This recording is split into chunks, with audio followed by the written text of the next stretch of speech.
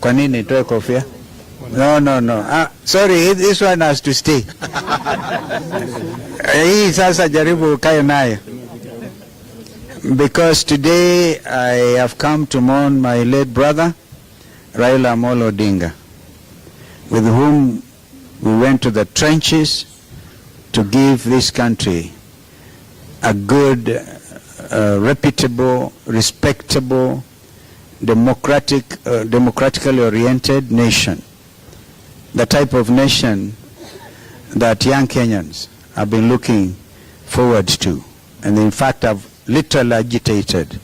So I'm dressed this way literally to remember that I'm going to honor the father of maandamano. We resisted, and Kenyans are still resisting bad governance. Kwa hivyo tumefurahi kabisa, tumeambiwa Kisumu Dala. Tumekaribishwa Kisumu. We'll pay a short courtesy call on Governor Peter Anyang' Nyong'o immediately from here, and I think the rest of us will be moving to Bondo. It's about an hour to get to Bondo, and we ask that people drive peaceably and without any situation. We pray. In fact, I want to ask one of the bishops to come and